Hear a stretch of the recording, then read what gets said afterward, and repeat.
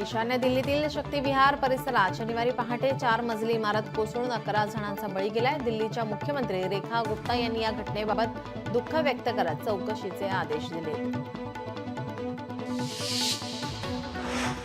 दोन्ही ठाकरे जर एकत्र आले तर आम्हाला आनंदच आहे। कुणीही आपल्यातील मतभेद विसरून एकत्र येत असेल तर यामध्ये काहीही वाईट वाटण्याचं कारण नाही।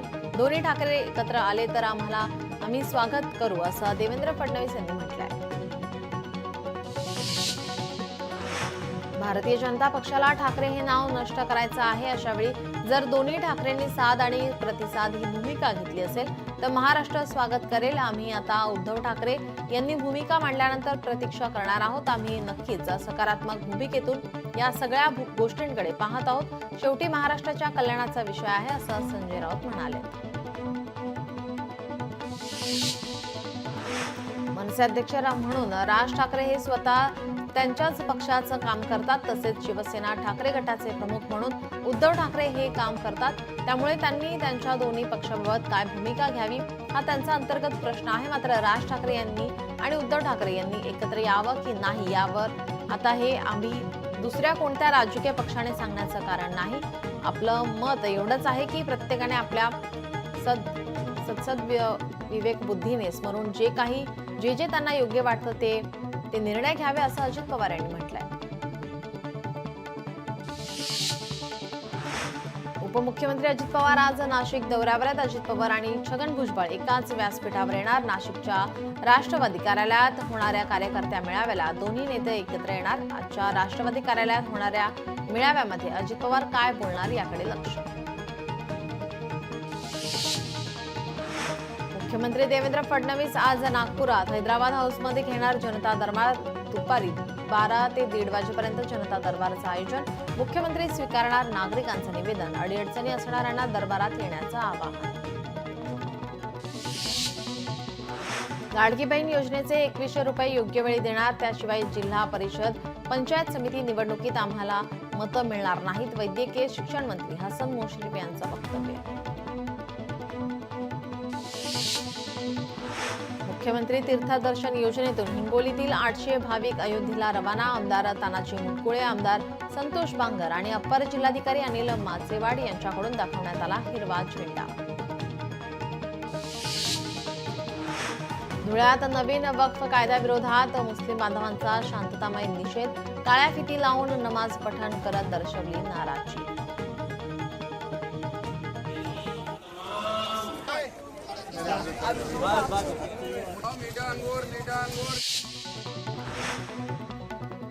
परळीत निवडणूक विभागाकडून बडतर्फ पोलीस उपनिरीक्षक रणजित कासलेवर गुन्हा दाखल। कासलेने केले होते ईव्हीएम मशीन छेडछाड संदर्भात वक्तव्य। राष्ट्रवादी काँग्रेस शरद पवार पक्षाच्या कार्यकर्त्यांचे सिडको प्रशासनाविरोधात ढोल वाजवत आंदोलन। कारवाईत तोडण्यात आलेली आदिवासींची घरं पुन्हा बांधून देण्याची मागणी।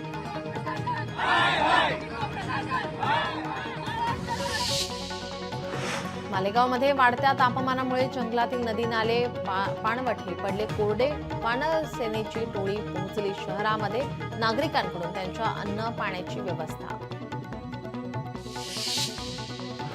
परभणीमध्ये वनवा पेटल्याने वन्य प्राणी आणि शेतकऱ्यांचे मोठ्या प्रमाणात नुकसान। शेतकऱ्यांच्या पशुधनाच्या चाऱ्याचा प्रश्न निर्माण। पंचनामे करून भरपाई करण्याची मागणी। यवतमाळमधील गहुली हेटी गावात महिलांचा चिमुकल्यांची पाण्यासाठी वणवण। गावातलं पाणी अशुद्ध। घोटभर पाण्यासाठी 1 किलोमीटरची पायपीट।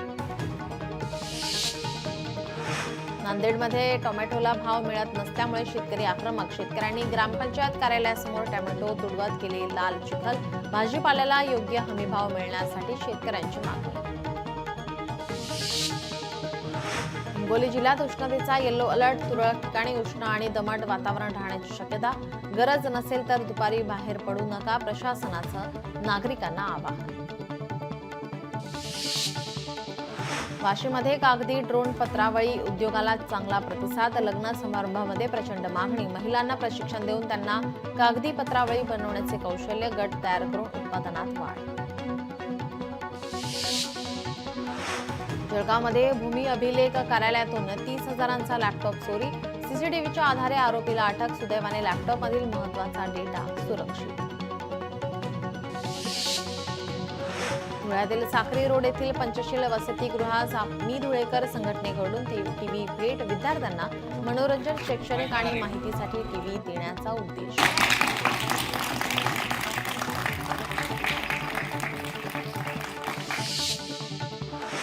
वर्ध्याच्या खरांगणा कोंढाळी राष्ट्रीय महामार्गावर खड्डेच खड्डे. वाहन चालकांना नाहक त्रास. अपघाताची शक्यता. कोपरखैरना आणि वाशी पोलीस ठाण्याच्या वतीनं मॅरेथॉन स्पर्धेचं आयोजन. नवी मुंबईत सागरी सुरक्षेबाबत जनजागृती करण्यासाठी अनोखी शक्कल लढवण्यात आली आहे. अकोला जिल्ह्याचं तापमान सध्या 44 अंशांवर. पोल्ट्री फार्मवर वॉटर स्प्रिंकल. पोल्ट्री फार्मच्या आत कोंबड्यांसाठी 6 कूलर. उन्हापासून बचाव होण्यासाठी शेतकऱ्यांनी लढवली अनोखी शक्कल.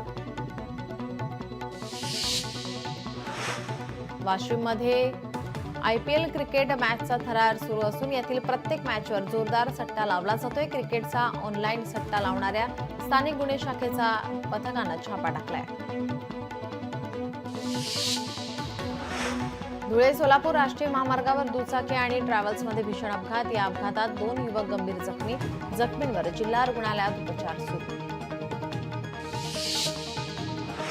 जळगावमध्ये नशेत पतीने पत्नीच्या हाताच्या बोटाला चावा घेऊन तुकडे पाडण्याची घटना. पत्नीच्या भावालाही केली मारहाण. MIDC पोलीस ठाण्यात पतीविरोधात गुन्हा दाखल. गडचिरोलीत 4 जहाल माओवाद्यांना अटक. एका नक्षली दाम्पत्यासह 2 महिलांचा समावेश. गडचिरोली पोलीस आणि CRPFची संयुक्त कारवाई. नवी मुंबईतील तळोजामधून मोठ्या प्रमाणात गांजा जप्त. 20,76,600 रुपये किमतीचा 41.5 किलोमीटर सैम वजनाचा गांजा जप्त. एकाला अटक. दोघांचा पोलिसांकडून शोध सुरू. वर्धामध्ये आमला येथे विद्युत पुरवठा अचानक खंडित. उष्णता वाढून पोल्ट्री फार्ममधील 1200 कोंबड्यांचा मृत्यू. शेतकऱ्यांचं मोठं नुकसान. नागपूर शिक्षा घोटाळा प्रकरण. आरोपी महेंद्र म्हैसकरला 3 दिवसांची पोलीस कोठडी. अधिक तपास सुरू.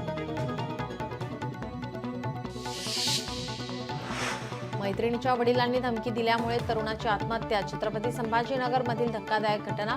वडिलांसह मैत्रिणीच्या प्रियकरावर गुन्हा दाखल. बुलढाण्यात एसटी बसमध्ये 2 महिलांच्या बॅगेतील सोन्याचे दागिने लंपास. महिलांकडून 60,800 रुपये किमतीचे सोन्याचे दागिने चोरल्याची माहिती. अज्ञात चोरट्याविरोधात पोलीस स्टेशनमध्ये तक्रार दाखल. शिरूरमध्ये राजगुरुनगर जवळील अल्पवयीन मुलीच्या अपहरण अत्याचार प्रकरणी अज्ञात व्यक्तीने आरोपीच्या घरासमोरचा ट्रॅक्टर पेटवला. पोलीस अग्निशमन दल घटनास्थळी दाखल. अज्ञात व्यक्तीविरोधात गुन्हा दाखल. अलिबागमध्ये रेवास मार्गावर अपघात राडा प्रकरण. अलिबाग पोलिसांकडून गंभीर दखल घेत 150 जणांविरोधात गुन्हा दाखल. भिवंडी 13,05,000 रुपये किमतीचा अंमली पदार्थ जप्त. आरोपी विरोधात पोलीस स्टेशनमध्ये गुन्हा दाखल. वर्ध्यात मोबाईल चोरणारी टोळी जेरबंद. 4 चोरट्यांना पोलिसांनी घेतलं ताब्यात. चोरट्याकडून 13 मोबाईल हँडसेट कारसह 8,42,000चा मुद्देमाल जप्त. लातूरमध्ये घरफोडी करणाऱ्या चोरांना घेतलं ताब्यात. अज्ञात चोरांविरुद्ध गुन्हा दाखल. 1,10,000 रुपयांचा मुद्देमाल जप्त. पिंपरी चिंचवडमध्ये 2 थार चालकांची जीवघेणी स्टंटबाजी. स्टंट करणाऱ्या चालकांना पोलीस कोणती शिक्षा देणार याकडे लक्ष.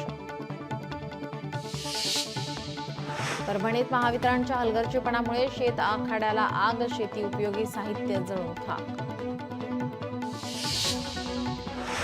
वर्ध्यामध्ये घरफोडी करणाऱ्या टोळीला पोलिसांनी ठोकल्या बेड्या. चोरट्याकडून 8,71,000चा मुद्देमाल जप्त. स्थानिक गुन्हे शाखेची मोठी कारवाई. परभणीत घरफोडी करणारा आरोपी पोलिसांच्या ताब्यात. आरोपीकडून 7 ग्रॅम सोने जप्त. बुलढाण्याच्या खडकपूर्णा जलाशयात हजारो माशांचा मृत्यू. अचानक मोठ्या प्रमाणात माशांचा मृत्यू झाल्याने परिसरात खळबळ. छत्रपती संभाजीनगरमध्ये गाव गुंडांकडून बेदम मारहाण, मुलीला शाळेत सोडायला जाताना गाडीचा धक्का लागल्याने मारहाणीचा व्हिडिओ समोर. लोकशाही मराठी ऐका, पहा, जागरूक रहा.